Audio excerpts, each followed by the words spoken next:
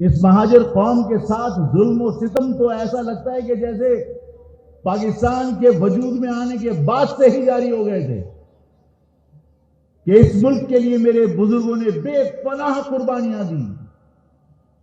20 لاکھ افراد اس پاکستان کو بنانے کے لیے میرے بزرگوں نے قربان کی.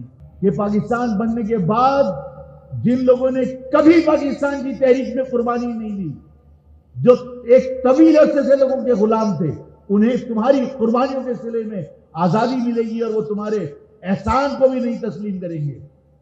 آج ہمیں تانے دیتے کہ ہم نے پناہ دی، ہم نے اس شہر میں لوگوں کو لا کے بسایا، ہم نے اس سندھ کے اندر لوگوں کی مہمان نوازی کی. میں نے ہمیشہ کہا کہ ہم کبھی کسی کے شہر میں نہیں آئے، ہم کبھی کسی کے صوبے میں نہیں آئے. یہ پاکستان ہم نے بنایا تھا، ہم اپنے بنائے ہوئے پاکستان میں آئے تھے. مراد علی شاہ نے تانا دیا تھا کہ آپ اقلیت میں آپ فیصلے نہیں کر سکتے. ارے تمہیں اگر یہ حقیقت پتا چلے، یعنی میری مہاجر قوم کو، کہ سندھ کی شہری آبادی صرف کراچی کی آبادی آدھے سندھ کی برابر ہے،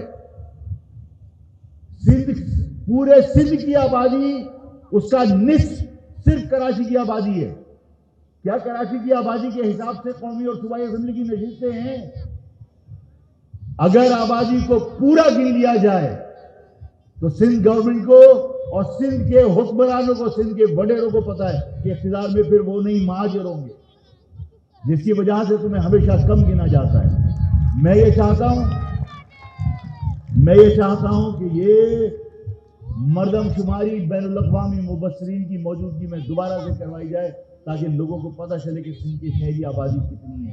میں نے لوگوں سے کہا کہ تم نے ڈومیسائل کے ذریعے میری قوم کے میرٹ کا قتل کیا، میری قوم کی صلاحیتوں کو قتل کرنے کی کوشش کی. آج کراچی یونیورسٹی چلے جاؤ، کراچی یونیورسٹی تمہیں ایسا لگے گا جیسے گلگت اور چترال کی یونیورسٹی ہے. آپ تعلیمی اداروں میں مہاجر سے زیادہ گلگت چترال کے لوگ ملیں گے، سندھ کے لوگ ملیں گے. کیوں؟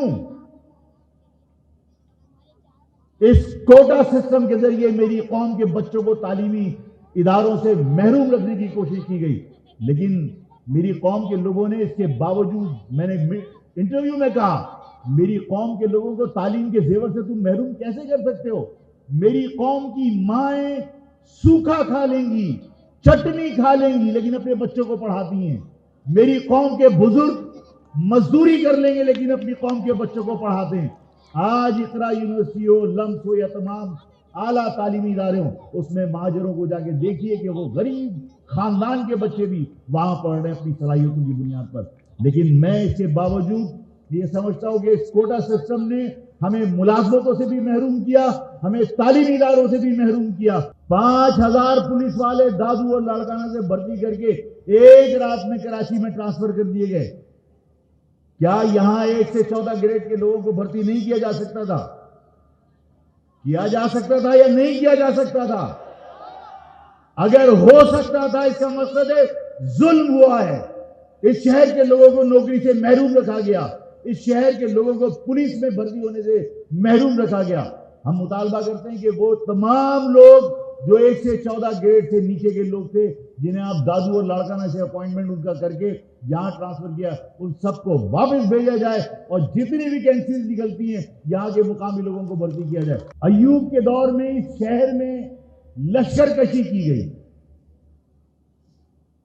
اس شہر میں مادر ملت کو غدار کہہ کر پکارا گیا. اس شہر میں جس زمانے میں لیاقت آباد لالو کھیت تھا، لالو کھیت پر لشکر کشی کی گئی. ایسا ہوا تھا؟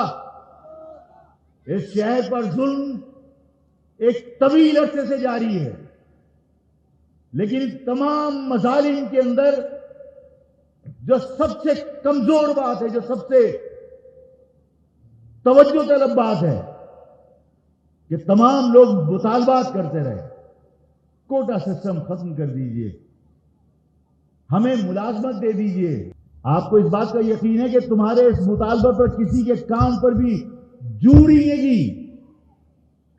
کوئی تمہارے اس مطالبے پہ توجہ دے گا تو اس مطالبے کو کر کے، اس مطالبے کو یہاں قرارداد کے طور پر پیش کر کے کیا حاصل ہوگا؟ مطالبہ کیا تم نے کہ 1973 کا کوٹا سسٹم ختم کر دو.